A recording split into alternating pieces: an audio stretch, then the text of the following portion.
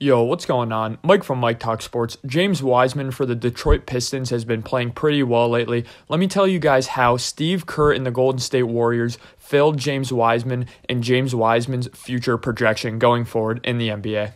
The Steve Kerr system has always been a system that has been extremely demanding out of their big man and out of the five position, not only offensively, but defensively as well. This is why a main reason why the Golden State Warriors dynasty was really launched in the mid-2010s is when they traded Monta Ellis, corner piece of their franchise and their program. They traded Monta Ellis to the Bucks for Andrew Bogut, the former first pick overall in the NBA draft, a 10-year veteran who knew the ins and outs of the five position. At this point in Andrew Bogut's career, he knew the ins and outs of the five position, setting screens on offense, knowing the correct positioning on offense, getting offensive rebounds, being that great screen center on the perimeter for the butterfly door concepts and all of these off-ball concepts to get Klay Thompson and Steph Curry going. Not only this, but being a very prolific passer coming out of the wing, really being that point guard with the back to your basket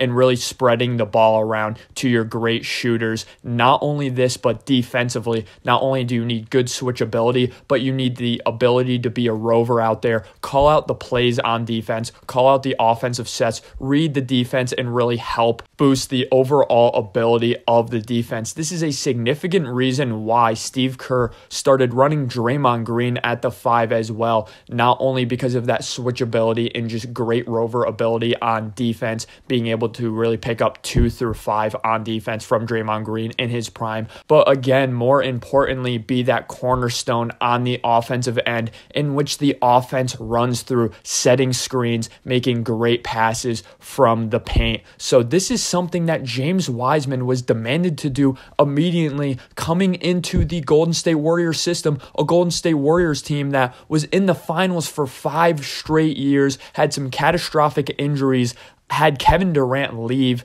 and then you have James Wiseman, the number 2 overall pick in the NBA draft, after this kid only played 3 college games. So basically, the Golden State Warriors knew they were drafting a project, a young guy who had no college experience and a guy who is going to take years and years to develop the center position. The Golden State Warriors went into this 2020 draft with no future outlook and no plan for their draft pick. They promised Lamelo Ball that they would draft Lamelo Ball according to Lamelo, and then they end up drafting James Wiseman, and at the time, position of need, but realistically, it was never going to work out for James Wiseman, a young, raw, athletic prospect who needed years to develop the more technical abilities of the center position. And while he still isn't there with the Detroit Pistons in terms of some of those technical abilities I alluded to that is so vital to run that Steve Kerr system from the 5, he does look pretty good with the Detroit Pistons. And right before I get into how he's looked with the Detroit Pistons, could James Wiseman have played better and have played better for the Warriors for him to still be a part of the Warriors' future? Yes, it goes both ways, but I think the majority of the blame does fall on the front office, not having a blueprint and not having a plan for a guy who, again, only played 3 games at Memphis in college, basically drafting a high school prospect. But for the Detroit Pistons this year, in 22 games, he has 26 minutes a game, 53% from the field, which is really nice efficiency from the field. He has good 2-point efficiency as well. He's been an efficient mid-range shooter on the Pistons in this smaller sample size here, 16% from 3 on about 1 attempt a game.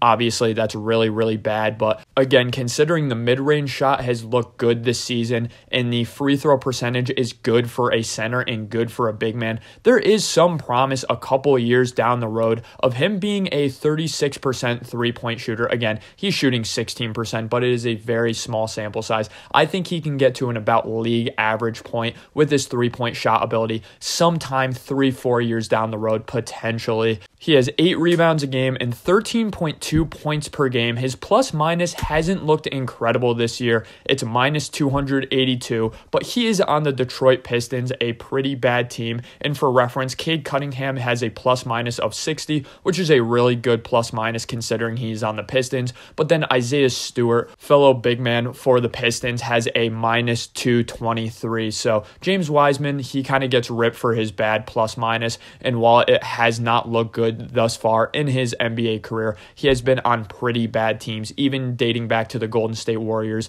They really haven't won while he's in the lineup. And yes, transitioning to his strengths and weaknesses, some of that has had to do with him. On the defensive side, he just isn't quite there yet with his strong frame. He has a big frame and a tall frame. So hypothetically, he has the ability and the potential to be a good paint defender. But again, I think it is going to take him years to develop. He's still 22 years old. He's a really young guy. The 5 position is a underrated, difficult position to transition to from the high school prospects to college, then to college to the NBA. Not because there's this insane amount of talent loaded at the center position compared to other positions. That's obviously not true. But again, just the technical nature and the nitty-gritties of playing the center position at the pro level is so tough to transition to. And that's something that James Wiseman is definitely somewhat struggling with at the defensive side at the NBA level. But offensively, he looks really good offensively at times. And for the most part, he's been an efficient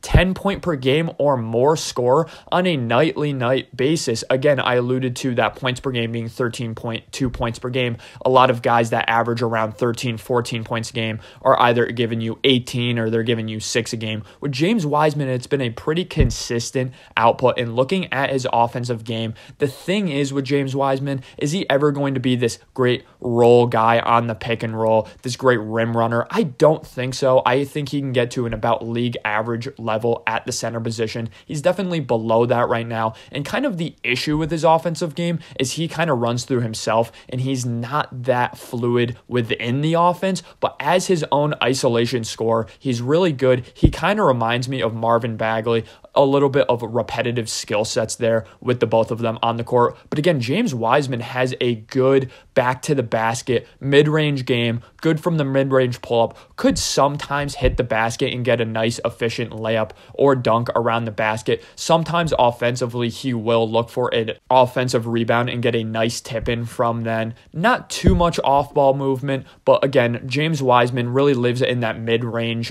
area. The mid-range is really coming back in the NBA, and he looks really nice as a nice starter or a 6-man coming off the bench on a good team. Of course, he's not on a good team, and people will kind of rip James Wiseman right now for putting up empty stats on a bad team. And could he actually be a good player on a good team? I think that's a more pessimistic view, and I don't necessarily look at it like that. I think right now James Wiseman could be on a pretty good team, come off the bench and give a good team an efficient 8 points per game coming off the bench. And I think eventually at some point of his career, he does have the potential to be a good starter on a good NBA team, averaging 14, 15, 16 points a game, if not even more on a maybe not as good team, but a team where he could average 20 points per game efficiently. Again, I don't know how good a center-centric team will be around James Wiseman realistically. We see most center-centric teams be guys like Nikola Jokic and Joel Embiid, who are really the best players in the NBA. Besides really the top 3 or 4 centers in the NBA, typically 5 through 30 in the NBA